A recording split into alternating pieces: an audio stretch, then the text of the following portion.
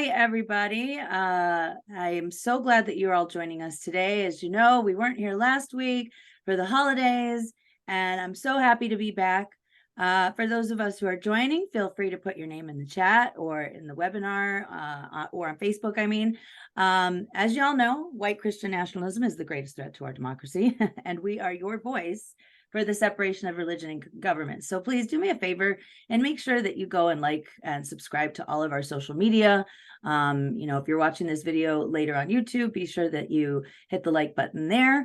And we do have some pretty great programming, including our Friday updates from all kinds of amazing speakers. We have historians, authors, elected officials, journalists, etc.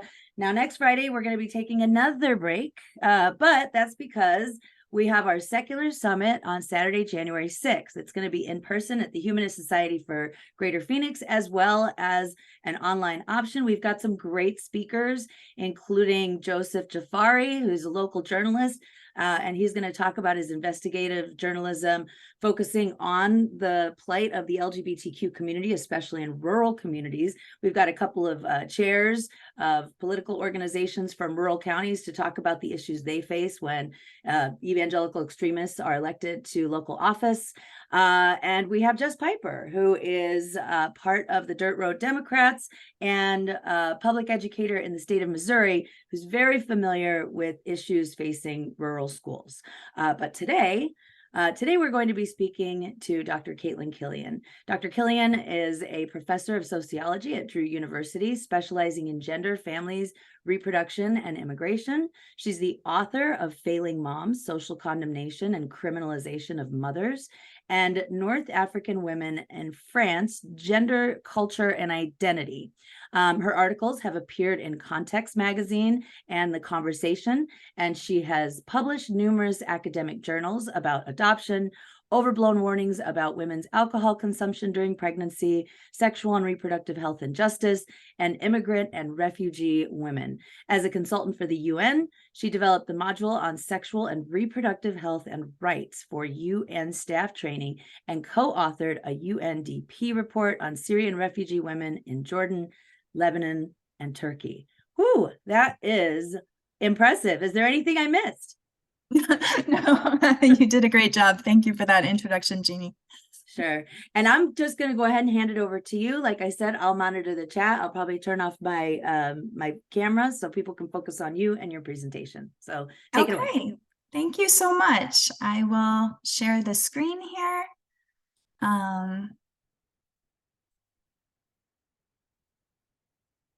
Okay. Can everybody see? Okay, wonderful. Thank you so much for having me as we close out 2023. I will be talking about my new book, Failing Moms, which has quite a bit on reproductive justice. But as I know, later on this spring, you'll be having two other speakers who will also be talking about abortion and mifepristone and reproductive rights and racism, I believe. That will be part of my talk, but not all of it. I'm going to go a little bit more broad today and talk about mothers in general, how we're failing them and what to do about it. Because clearly the title of my book, Failing Moms, is a double entendre, where it is definitely about what we do to mothers who we perceive to be failing, but it's also really about how we as a society are failing mothers, and by extension, families and children. So on one hand, in our society, we revere mothers and we put them on a pedestal, but I argue in the book that at the same time, there's the flip side of that, where we revile mothers and we really mistreat mothers. We hold them to very, very high expectations that are ever expanding. And that's one of the things I talk about at length in the book, is the growing expectations for moms. And then when we can't meet them, when mothers are perceived to fail, what do we do to them rather than offering help and support? a lot of this is about social condemnation, or also, frankly, about criminalization. So we need to interrogate what we do as mothers and what we do to mothers. So a little bit of background on how we got to this point, where today the expectations for moms are so incredibly high that even mothers who want to be moms, have planned their children, are in a comfortable economic situation, sort of have all those things going for them on their side, are still constantly feeling like they're failing, like they're not doing enough, like they're not a good enough mom. And so we got here to a place in the late, the end of the last century, and then certainly this century, where the expectations for how people parent, particularly mothers, have just climbed to this point where it's no longer just keep your kids clean, get them to school, maybe for religious people, take them to a religious service, kind of the way it was back in, say, the 1940s or the 1950s. But it's actually schlep your child from play date to play date, stay at the play date with your child, stay at the birthday party with your child, organize activities on the weekends, put them in special camps to develop their abilities, take them places on the weekend for lessons, and the parent needs to sit there the whole time and be overly involved in that. We are having fewer children per family. So our goals for our children, if you have 1 or 2 children, everything is put on them, as opposed to in the past when more families, especially pre-birth control, were more likely to have 4, 5, 6, 7, 8 children. We also see the rising expectations because of this pervasive fear about children and their safety, and the idea that there's a white van parked on every corner waiting to kidnap all the children at the park or coming out of school. And yet, empirically, when we look at this, children are no less safe today than in the past. In fact, they're more safe today when we think about different protections like seatbelts and car seats and increased vaccinations, and children are actually safer, and there aren't more stranger kidnappings today than there were half a century or so ago. It's just that social media makes us more aware when bad things happen to children, and then that modifies our sense of risk, where we feel like there's more risk because we hear about these terrible cases, and then we tend to think that they're happening more often than they actually are. And that has definitely contributed to these ideas that you can't let your children play at a park, or perhaps even in your own backyard, unless you're standing out there guarding them like a hawk. Also, the slipping middle class is a big issue. So I started, for example, with, even a mother who has a lot of resources at her disposal often feels like she's not doing enough. And part of this is that as the price of housing goes up, the price of college goes up, families are really worried that their children won't be able to reproduce their standard of living. And to get your child to be able to afford a house 20 years from now, or have that kind of career, get them into college means maybe the right high school, maybe the right preschool, all the right experiences, learning a language or having that internship in high school. And so parents have to be providing all these extra opportunities to give their child a leg up to compete with all the other children who are trying to, say, get into college. And then another thing that's playing into the rising expectations for moms is this view that each child is unique, they all need different things. So this child will do this kind of sport, but this child doesn't like sports and will do theater instead. And then this child, and so each child has to maybe even be disciplined differently, or and that can certainly also increase the labor when children are having different experiences and being treated differently in the family. So sometimes people are surprised by this, sometimes they're not. But mothers went from spending 54 minutes a day on childcare activities in 1965 to spending 104 minutes a day in 2012. So even though we have fewer children, we are putting much more labor, and especially mothers' time, into each child that we do have. There's a sociologist who was studying this back in the 1990s, Sharon Hayes, and she coined the term intensive mothering, where mothers are expected to always put the children's needs first, to kind of be psychologist, teacher, coach, all of these different roles for their own child, instead of outsourcing that and letting the teacher be the expert or the pediatrician be the expert. Again, those unique needs of the child, they need to talk to the doctor about what their specific child needs. And just spending enormous amounts of time and financial resources to benefit their children. And of course, fathers can engage in this type of intensive parenting as well, but it's not obligatory the way that it is for mothers. So fathers can kind of opt in or opt into how much they want to do on top of providing financially for the family in those, kind of old gender roles. But mothers really are expected to do everything all the time, which is exhausting and frustrating, and can inhibit other things that mothers could be doing. And mothers really do often feel like they're failing their children and not giving enough, even though they're giving so much more time and resources than they were 50, 60, 70 years ago.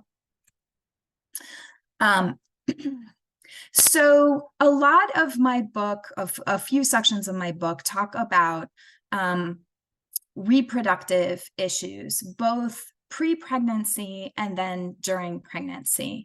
And again, here we find that treatment of men and women is quite different, where men's reproductive health is typically ignored. And they aren't really even seen as part of the process. Once the pregnancy is achieved, they're kind of out of the picture, and it's all about the gestating person. But women's reproductive health is absolutely under a microscope and is very, very much policed.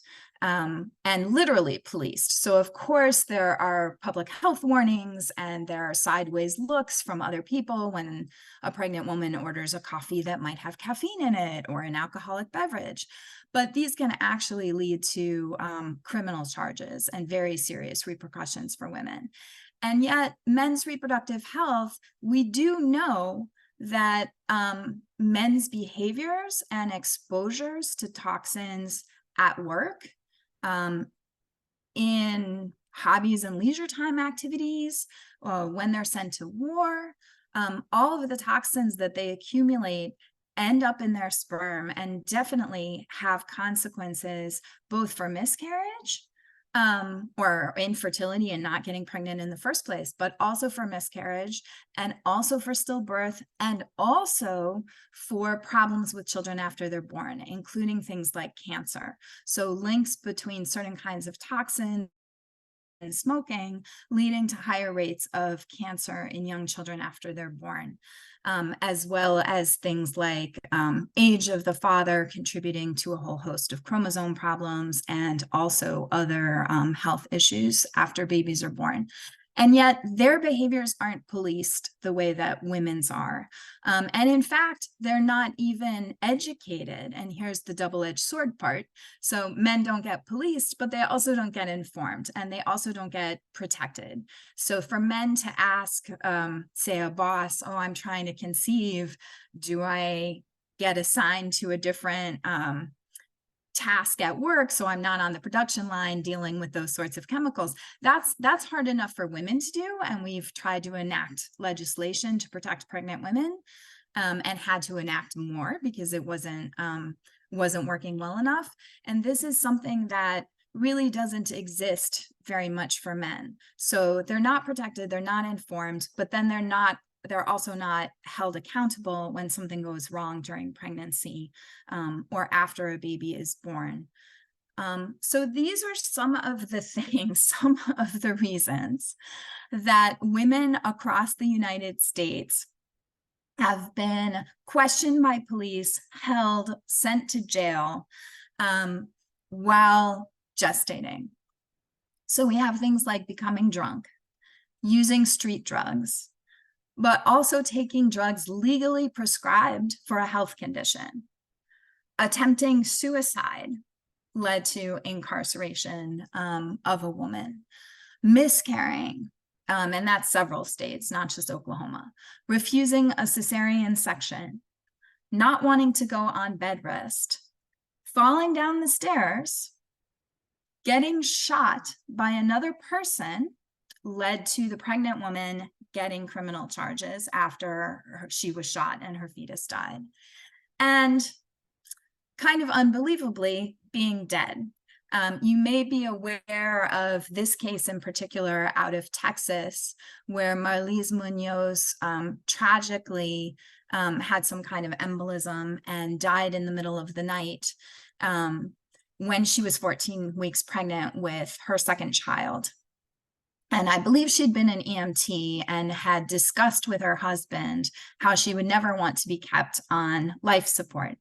And they determined that she was brain dead at the hospital, but they were able to keep her on life support. And Texas is one of those states that overrules even advanced medical directives if somebody is pregnant. And so the state told the hospital that they could not from life support,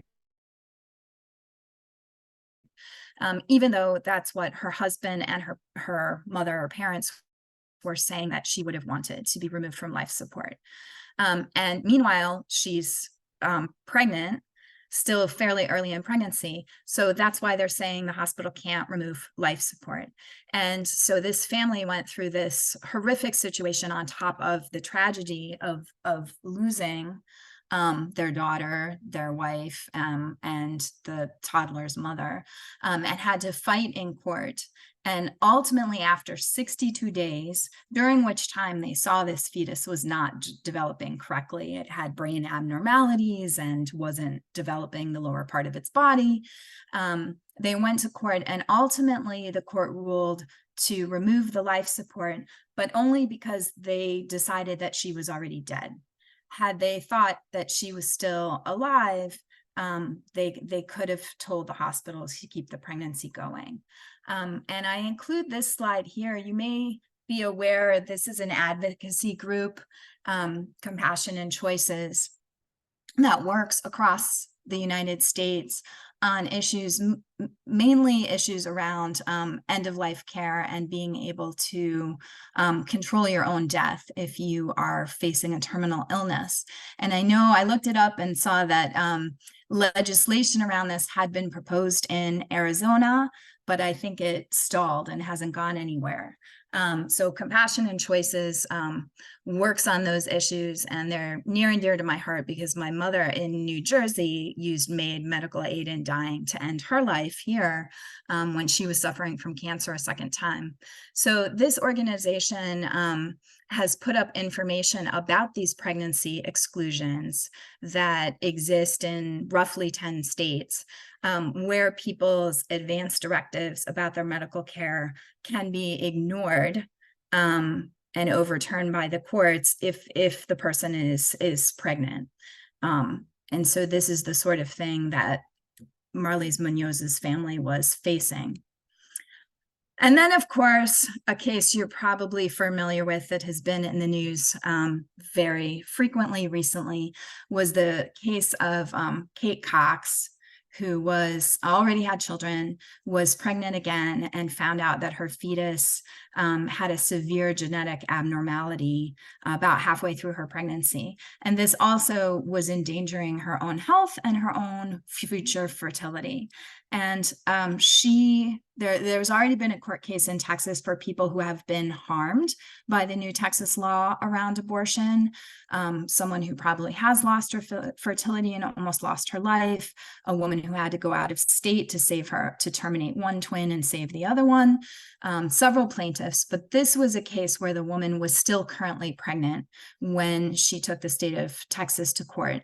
And the judge did rule that she had proved that this could cause severe bodily harm to her and said she could go ahead with the abortion.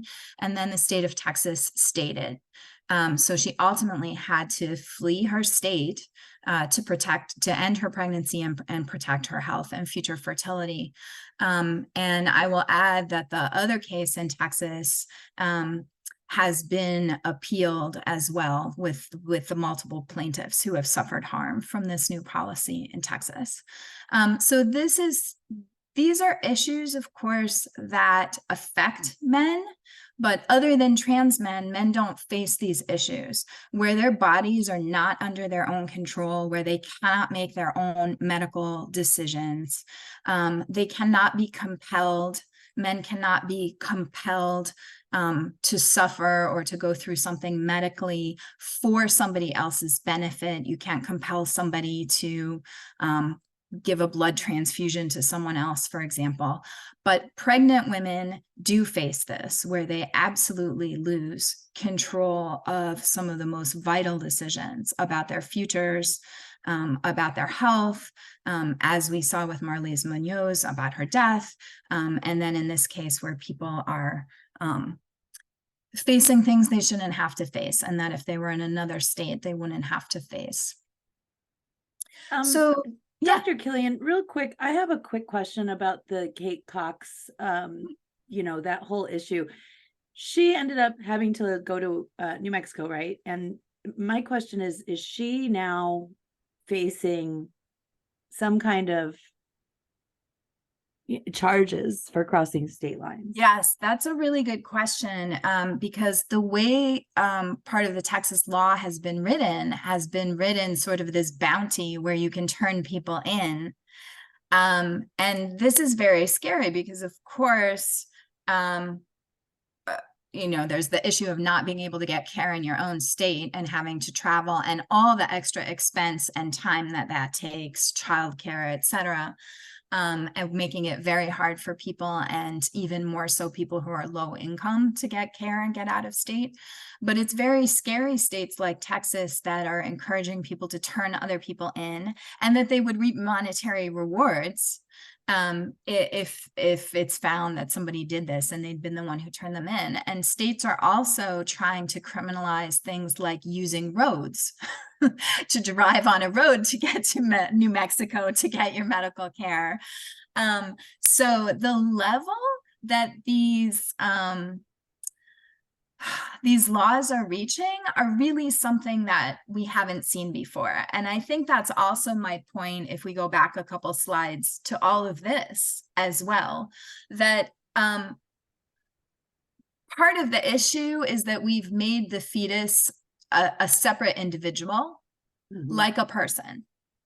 And so if it's a person, then they have rights. Now, of course, we're ignoring the fact that that supposed individual is inside another individual and dependent on them.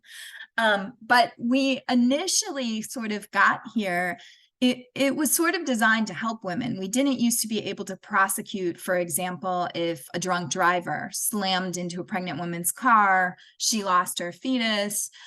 She could only go to court back in the day if someone had injured her for her own injuries and not the loss of her pregnancy. And eventually, progressively, we changed that so that she could sue a doctor who harmed her fetus, or that if her husband pushed her down the stairs and she lost her pregnancy, she could go to court not just for her own broken bones, but the pregnancy. But eventually, those laws started to be used against the pregnant woman herself. And so that if she harmed her fetus, she could be prosecuted. And that's how we're getting to all of these things. Where if she does something like takes medication or miscarries, right, that she can be held responsible. Like the woman in Alabama who was shot they said she provoked the argument, so even she shouldn't have been doing that while pregnant. So the level that these are going to, and I think one of the reasons I wanted to write this book is I really think there's not enough awareness of these issues, that people don't realize that they could take a legally prescribed drug and find out that the state is taking their children away and threatening them with jail time. Or that if they fall down the stairs and the nurse and the police don't like what they hear about the situation, or have any concerns, whether they're true or not, that she could be held again, she could face losing her children. That people don't understand, of course, abortion. And I think this is one of the things that the court cases like the Kate Cox case are helpful with, is sometimes people think that, abortion is only for people who don't want to have children. And yet abortion is a very normal part of reproductive life, including for people who do want to have children or already have children or want more children in the future. And that anyone can be swept up in this, sort of regardless of your motivations or your social status in life. Okay, so then my book also talks about punishing mothers. And again, we get to the double standard where fathers can do some of the same behaviors and not find themselves in trouble with the law the same way that mothers do. So I write about a lot of cases of supposedly neglectful moms, and also things like failure to protect sentences. A statistic that's just staggering to me is that more than half of Black children undergo a Child Protective Services investigation before their 18th birthday. And 10% of them are ultimately removed from their parents' care. This is even higher for Native American children. The thing about this is the number one type of abuse is neglect, not physical abuse or sexual abuse. And many of those cases of neglect are situations where somebody was having trouble providing medical care for their child because they had to work and they had a chronically ill child, or there were childcare issues like availability of daycare. Or you have mothers who report that the plumbing has gone out in their apartment and they're trying to get the landlord to fix it, and the landlord doesn't fix it. And then child services comes along and says, you don't have water or you don't have heat.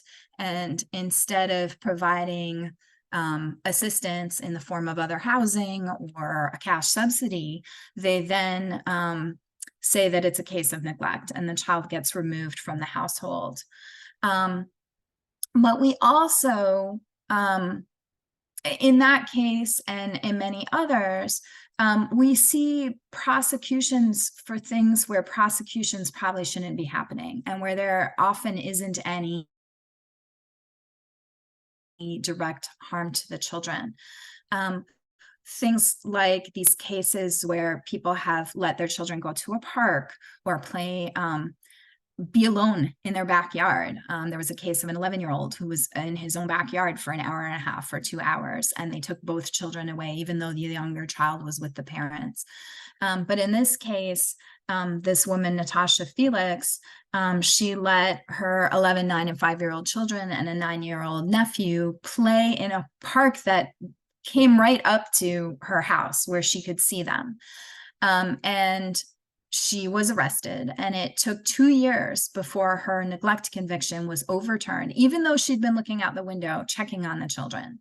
And during that time, she couldn't volunteer at her children's school. She couldn't apply for certain types of jobs because of that conviction.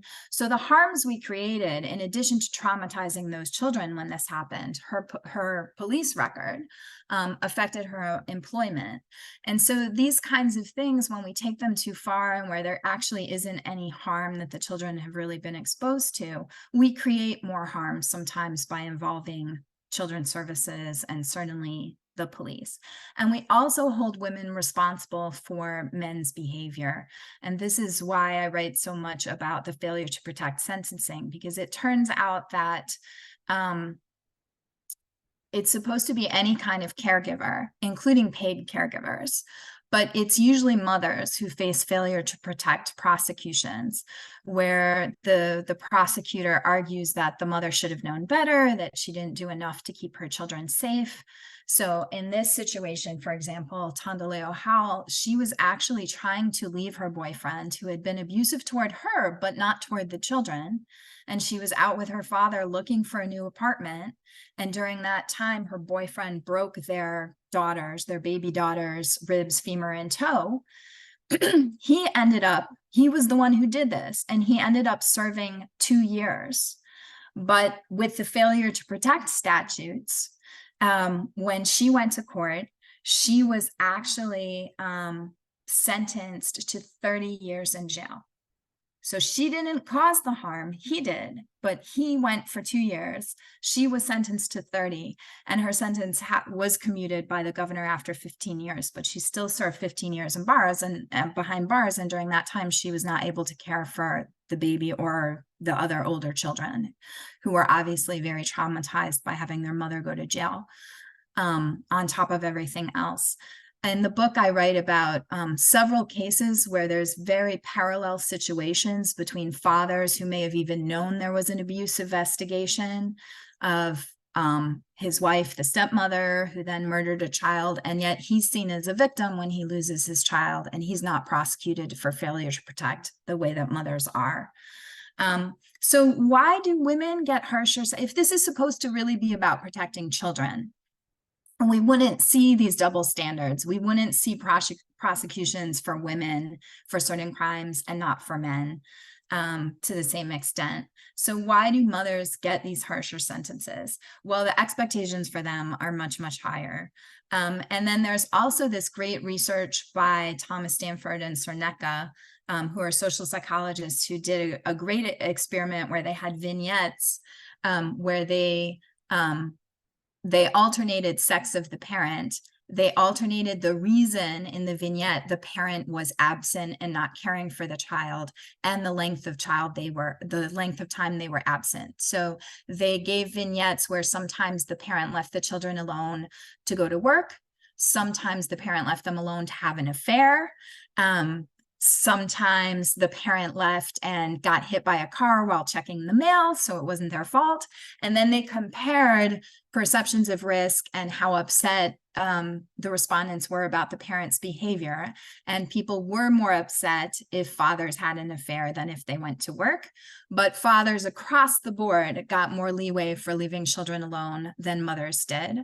And they make an excellent argument that it's our moral judgments that influence our perceptions of risk, not the actual risk to the child. So they point out, for example, that if you left briefly to go to work and put your child in a coffee shop for 45 minutes while you ran into your workplace, and you told them you were going to be gone and left them with the phone, they'd be safer than if you went out to get the mail and got hit by a car and they had no idea what was going on or where you were.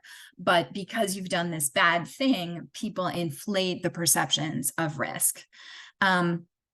So again, this double standard comes back. And as I said, women are often held responsible for abuse and violence committed by men in their lives. And the courts and juries often fail to understand these dynamics. And then sometimes mothers, to my point earlier about not realizing the penalties that you can face, don't think they've done anything wrong. Like, oh, my mother let me sit in the back of a car on a temperate day while she ran into the store. I did that with my child who I deemed mature enough. It was only for 10 minutes. So why am I being hauled off to court? So sometimes mothers take a chance on trial rather than pleading guilty, particularly when it is serious criminal charges and jail time, and they think they won't be convicted. And then they are. When it's more minor things like the case of leaving your kid in the minivan to run in and get your coffee at Starbucks, and you find yourself actually being prosecuted, most mothers will take whatever they're being given because they're so afraid of losing custody of their child. And then I just wanted to give this example as well, the example of infanticide. In many other countries, infanticide is its own separate crime, and it's often treated differently. In Canada, the maximum amount of time in prison for infanticide is 5 years. In Sweden, a panel of doctors have to review the case before any penalty is decided. But in the United States, we treat infanticide like any other kind of murder, or we can, depending on the prosecutor and where you live. So just to compare examples between two countries, there was a French woman who had 2 children, but she smothered her other 3 babies in separate incidents, 1 in France and 2 in Korea, where her husband was working. And the behavior was clearly bizarre because she put 2 of them in a freezer. And normally, if you think you've done something wrong and you're aware of what you're doing, you're trying to cover your crime, you're trying to dispose of the body. But her husband instead found these 2 babies in the freezer. She got an 8-year sentence in France for these 3 deaths of babies. And then she was released after 4 years, still with psychiatric care, but she was released back to her family. We had a very similar case in the US with Lindsay Lowe, who had twins. So that was the same pregnancy, the same birth. So it was 1 incident, even though it was 2 babies. But she got charged for 2 first-degree murders. And she was found guilty and sentenced to 51 years in prison. It actually turned out later that there was misconduct by a juror. So after 9 years, she was let out, but she will have another trial. So we'll have to see what happens in that one. And likewise, her behavior was kind of strange. And there's concern that she may also, like Véronique Courgeot, have been experiencing pregnancy dissociation. No one knew she was pregnant. People around her didn't know she was pregnant. And then she left the babies in a laundry basket that her father found. Again, she didn't get them out of the house or bury them or try to make them disappear.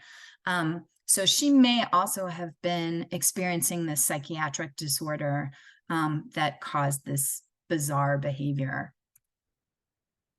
So to kind of wrap up, and then we can take some more questions, I think one of the things to point out is we have real problems.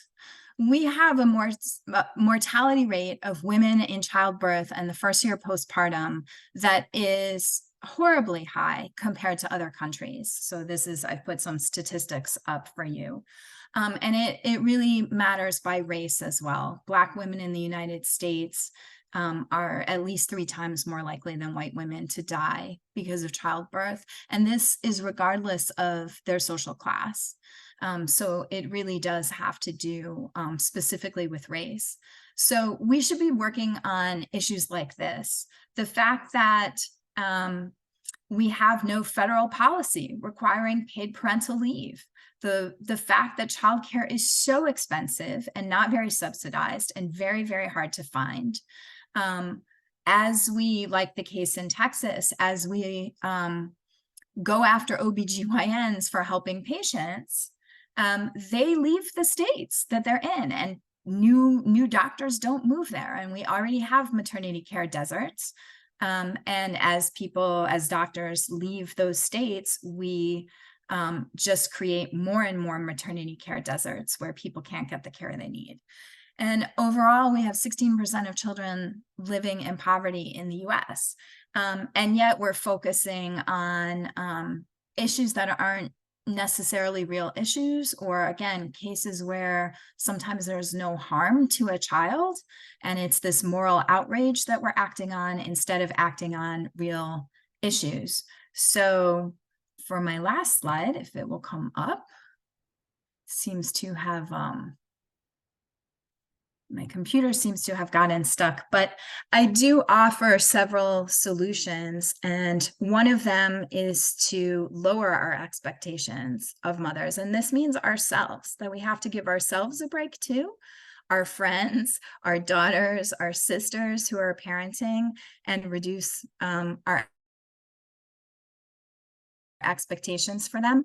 We also have to look at the real issues and try to help things like children in poverty, right? Free lunches, tax credits, things that are shown to actually help, instead of putting our attention to problems that aren't necessarily even real problems.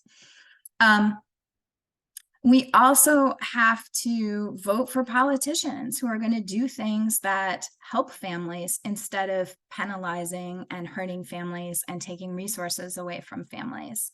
And we need to create a culture where fathers and also paid caregivers are given more responsibility for caregiving duties. For children and also for older people or people with severe disabilities, so that there's less on women's shoulders. So those are some of my ideas for solutions. And I'm sorry, my slides froze, but we can definitely move to the Q&A, and I will stop sharing if the screen lets me. There we go. Yeah, that was kind of depressing. But you know what? We're kind of used to that here on Fridays. So, one thing that you said too, first of all, that horrible list of all the different circumstances that women were, charged. It's a lot. But I was reading something today on some social media platform about that sometimes late stage abortions, like we need it, and it was an organization that was like, why not when? That was like the name of the organization. Why not when? Because people need to have abortions for very different reasons, right? And yeah, there are some times where people need to have an abortion later on in their pregnancy because maybe they didn't know they were pregnant, maybe they didn't have the money for an abortion, Earlier, right. and I wish we could just take the shame out of a medical procedure and a decision, an assignment for life, right? I mean, I have 2 children in their 20s and they still need me. And this generation, their generation, the Gen Z, they need me even more than I needed my own parents. You know what I mean? So thinking about the daunting task of parenting alone is enough, but then really understanding that it's true, those concerns that people have and why they choose not to have children or more children these days is because I'm pretty, unfortunately, I'm pretty sure my son might never be able to buy a house, and there's a lot of people in that situation.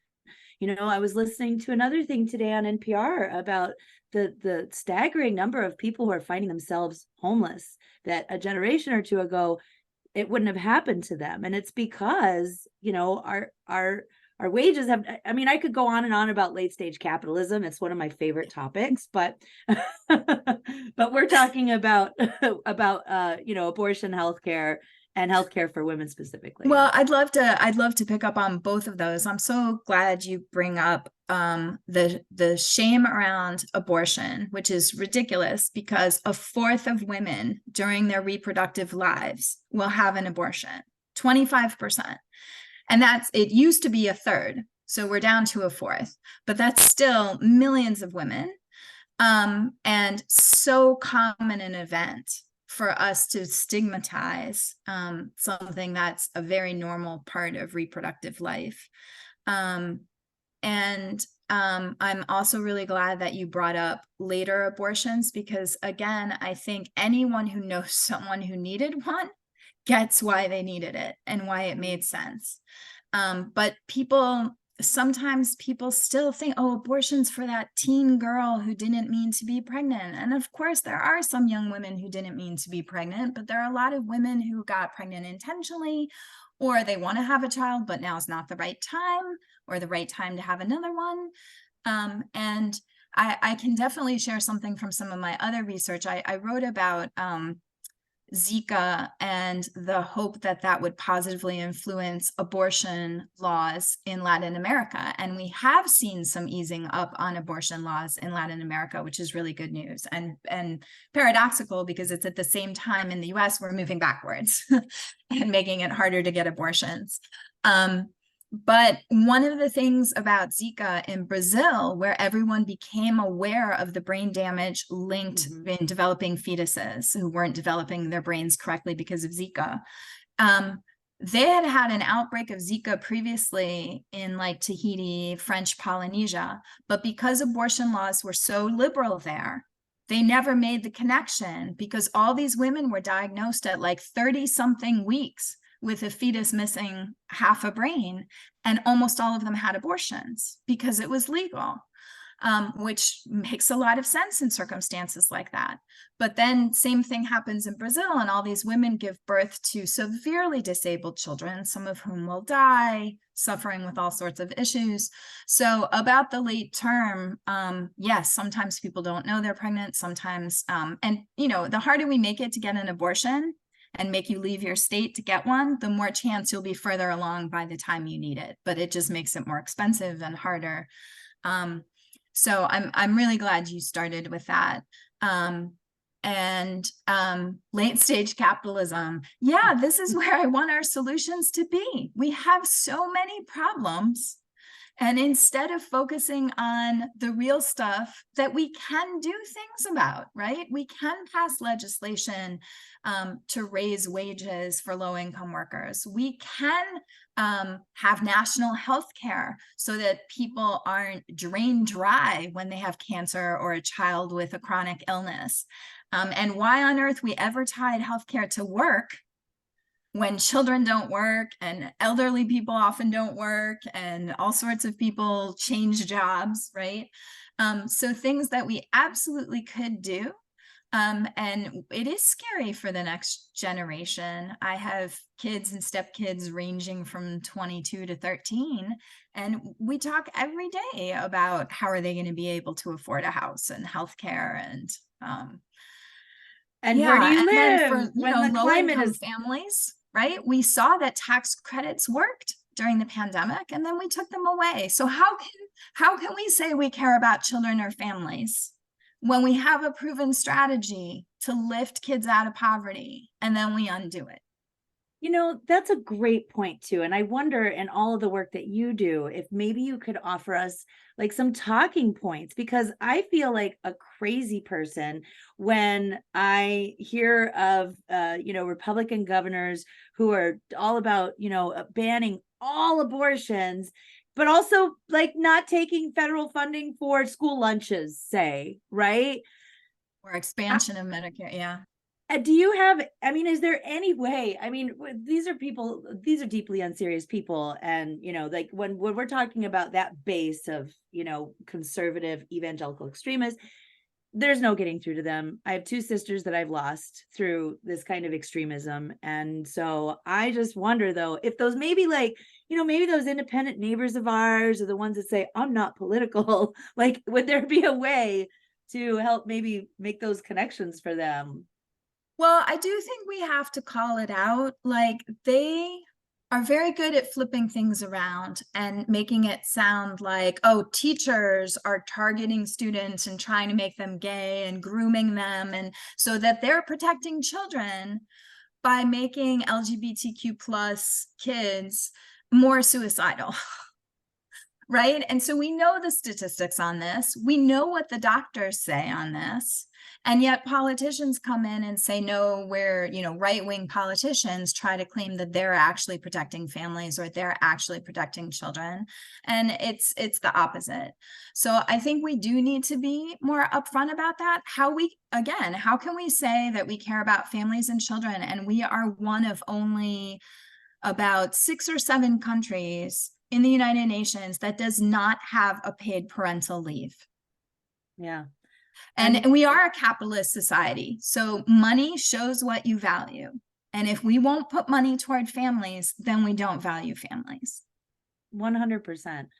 Another thing that I read today was that that Pizza Hut is laying off, I don't know, 1,500 employees nationally, while the CEO of the company, makes I want to say it was like 11 or 15 million dollars a year, and he blamed it on the new minimum wage policy in California, and that's why he had to lay off so many people. You know what I mean? And it's so hard for me to swallow that. And I don't remember what class it was, but it was during my undergrad, and the professor just kind of gave me a light bulb moment where he was like, you know, it's those in the middle class who think that someday they're going to be in the ultra elite class of like the, you know, 0.1 percenters that continue to vote against their own best interest because they'll never achieve that kind of wealth, Right. you know?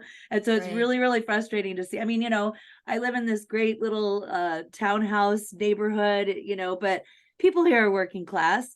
And I see a car out there every single day that has, they're telling us all of their thoughts and beliefs on their bumper stickers, and everything about their bumper stickers, I guarantee, is going against that family's like best interests. You know what I mean?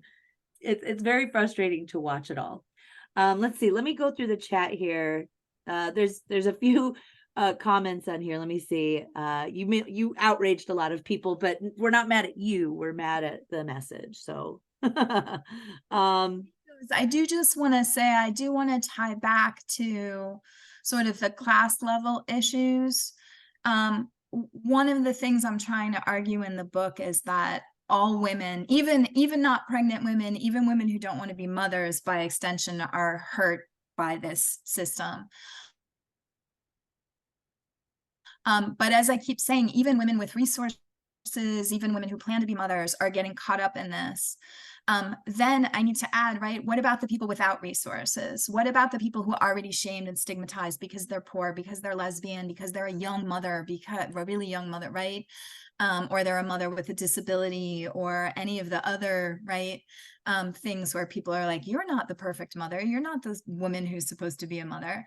And so there, Michelle Goodwin, who's written about reproductive rights, talks about lower income women and Black women as canaries in the coal mine, and we go after them first.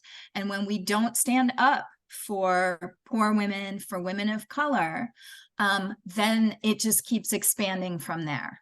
So we will criminalize drug use during pregnancy because we think it's Black women, even though white women use drugs during pregnancy. And then all of a sudden, somebody's sister is going to, and you're like, what? How did this happen? And it's like, you haven't paid attention to the evolution of the law here. So we really all need to stand up. And really, I lost my solutions slide because it just froze on me. But for women who really are facing challenges, drug dependency, violence in the household, we have to step up and protect those women the most and support them and offer real help, not criminalization, because putting a pregnant woman in jail definitely doesn't do her fetus any good, as we've seen in recent cases of stillbirths in jail. And so, you know, it's also offering the right kind of aid, but we're, in addition to the capitalism, and we're a very punitive culture. It's very individual. You made a bad decision, not the circumstances around you are terrible and you're really trying to do your best and let's help you out. It's let's make an example out of her. Absolutely. Ian, who is on our board of directors, says Fridays at noon Arizona time are my angry learning hour. So good. I'm glad that we can help you out with that, Ian. Excellent, important presentation. We need to say the M word, misogyny. Absolutely. Misogyny is written into all of our laws, right? Let's see. And other questions here? Countries, other countries of the EU that have paid parental leave and capitalism deluxe is because of FDR. Read the Second Bill of Workers' Rights. Look it up on Wikipedia. Okay. 16% of people in the middle class move out of the middle class. Of those, oh, great point, Dawn. She says of those, only 3% move up. The rest move down. And probably even more so nowadays. And talking about FDR, we can also talk about Nixon, who he's the one who vetoed childcare, because we were going to have subsidized national childcare, and Republicans and Democrats voted for it. It got through the House and the Senate, and Nixon vetoed it because it would make us too much like the communists and, you know, the Soviets and destroy the family or whatever.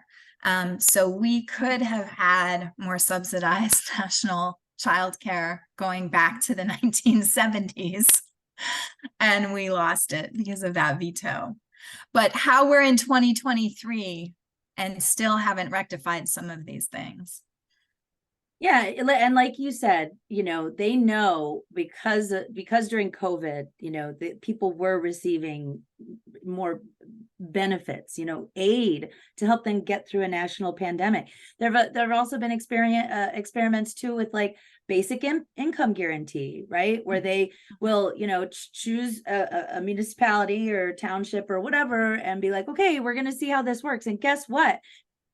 It People helps. still they still work. They're still productive Right. members of society. In fact, they're probably more productive members of society.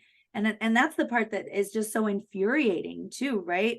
Like, I have to pay taxes, but I really don't get any say as to what they're spent on, right? And especially here in Arizona, where we've now just open the floodgates for universal vouchers. So that means my taxes now can go to religious indoctrination centers where there is no accountability. They can legally discriminate, and they don't even have to have fingerprint clearance cards or background checks. So, anybody, child predator, could be working there. So it becomes really frustrating. And I said something earlier in the Nixon also blocked universal basic income in America. I didn't know that. That's not surprising. There we have she's now an advisory board member, I guess, or advisor to the board for Planned Parenthood advocates in Arizona, and her name is Chris Love. She's a tribal attorney and an outspoken advocate for reproductive justice.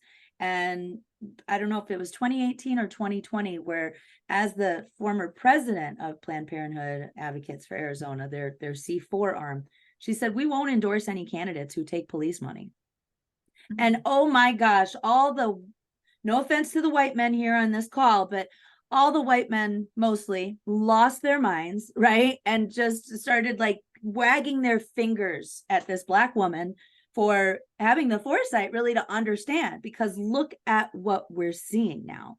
We are seeing people like Kate Cox be criminalized for making a private healthcare decision that's best for herself and her family.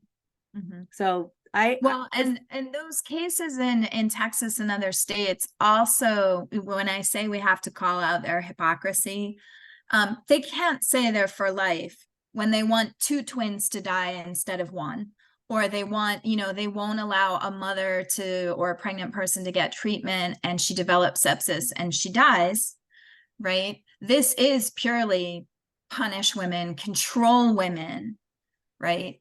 It is not about protecting life when you actually look at how these cases are. And the fact that they would appeal, that you have women in there saying, I almost died, and physicians saying, I wanted to save my patient and my hands were tied. And then the state appeals.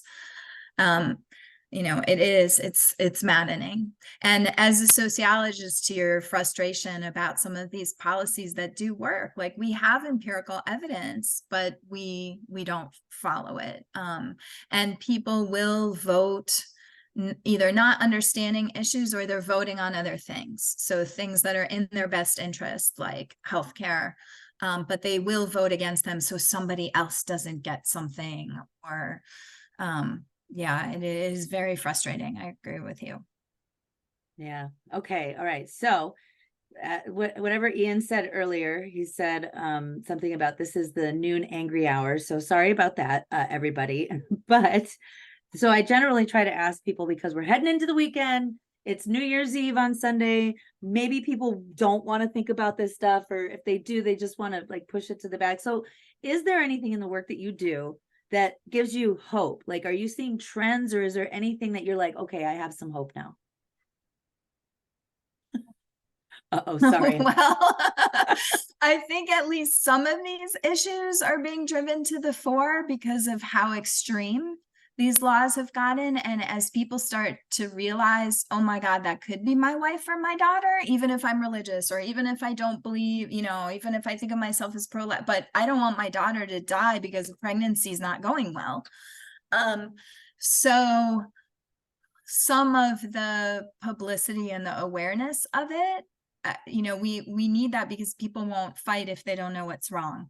So that certainly gives me some hope is some of the attention being drawn to this. We have to have that first. That's step one, so that you can mobilize and move from there.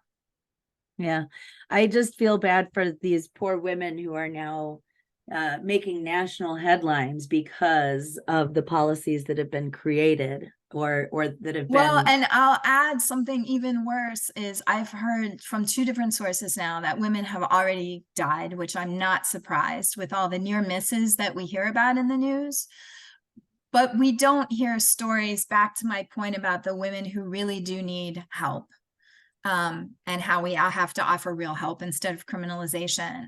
If she's not a good headline, if she's not a good poster child for something, she doesn't make the news. So if you know, she's in this situation and she does die of sepsis, but she was a drug user or had a criminal conviction, we may not have heard of her, but she was out there and she was already killed by the state of Texas or the state of Idaho or so, you know, I kept writing op-eds saying a woman's going to die any day now. And then 2 different people involved with public health have, you know, came back to me and said they already have. They already have. Of course. Well, I will say, okay, I'm going to attempt to give us just the tiniest bit of hope because it was it Ohio this past November? Yes, right? this fall. So there's some hope there. We're seeing and whenever they put abortion to a referendum, we see that people don't want to take abortion away completely.